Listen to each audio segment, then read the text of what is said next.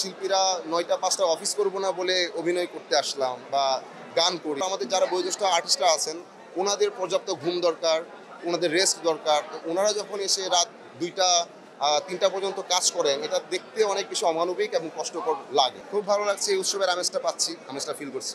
আমার তেমন কোনো প্রত্যাশা নাই।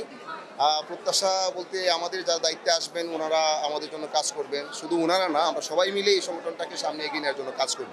প্রত্যাশা সবার কাছে আসলে, প্রত্যাশা সবার কাছে। এই অনুভূতি যে বললাম, উৎসবের মতো আমেজ পাচ্ছি এবং সবার সাথে কথা হচ্ছে, এরকম এতজনের সাথে দেখা হওয়ার সুযোগ খুব কম হয়। তো নির্বাচন উপলক্ষে ভাবছিলাম যে খুবই সিরিয়াস এবং খুবই ভাব গাম্ভীর্যতার সাথে এক ধরনের ভোট চলবে, কিন্তু সেটা ভোটের জায়গায় হচ্ছে। এর বাইরে যে আমরা এত চমৎকার আড্ডা দিতে পারলাম, আজকে দেখা হলো, সবার সাথে কুশল বিনিময় হলো, এটা খুব চমৎকার। না, হ্যাঁ, অফকোর্স নিজেকে অনেক স্পেশাল মনে হয়েছে আজকে আসার পর। সবাই ভোটের চাচ্ছিলেন, বলছিলেন যে কাকে ভোট দেওয়া যায়, কি বা আমার ধারণা কি বা আমরা কি চাই। তো সব মিলে মনে হচ্ছিল না আমি ভোটার হিসাবে প্রার্থী, আজকে এখানে যারা প্রার্থীদের চাইতে বেশি ইম্পর্টেন্ট। সো এরকম মনে হচ্ছিল। এই ব্যাপারটা নিয়ে তো আমাদের অনেক কথা। আমরা তো ধরেন যে শিল্পীরা ৯টা ৫টা অফিস করব না বলে অভিনয় করতে আসলাম বা গান করি বা ধরেন যে চিত্রশিল্পী আছে বা কবি আছেন, রাইটার আছেন, যে আমরা ৯টা ৫টার অফিস করবো না। বাট আমরা শিল্পীরা যখন শিল্পে ঢুকে যাই, এটা ৯টা ৫টা থাকে না, ২৪ ঘন্টার কাজ হয়ে যায়। হ্যাঁ, এটা একদম প্রতি মুহূর্তে আমরা ওটার মধ্যে বসবাস করি। তার মধ্যে যেহেতু আমরা শুটিংটা ভালোবাসি, অভিনয় ভালোবাসি, সো এই প্রসেসটাই এসে ১১ ঘন্টা কাজ করেও বিরক্ত হই না।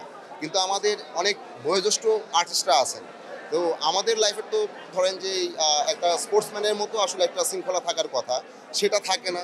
তারপর আমাদের যারা বয়োজ্যেষ্ঠ আর্টিস্টরা আছেন ওনাদের পর্যাপ্ত ঘুম দরকার, ওনাদের রেস্ট দরকার। তো ওনারা যখন এসে রাত ২টা ৩টা পর্যন্ত কাজ করেন, এটা দেখতে অনেক বেশি অমানবিক এবং কষ্টকর লাগে।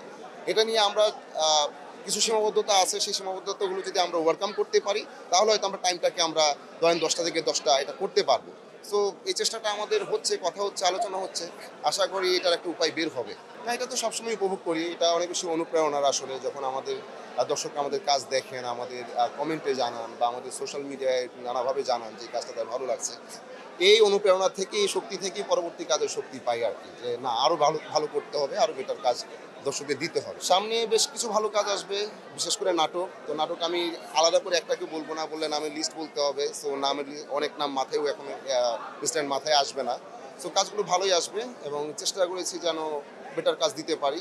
আমার যতটুকু সুযোগ বা আমার যতটুকু সামর্থ্য ছিল, তার মধ্যে আমার যথাযথ চেষ্টা ছিল। এখন বাকিটা দর্শক ভালোবাসা দিলে সেটা সার্থক হবে আর কি।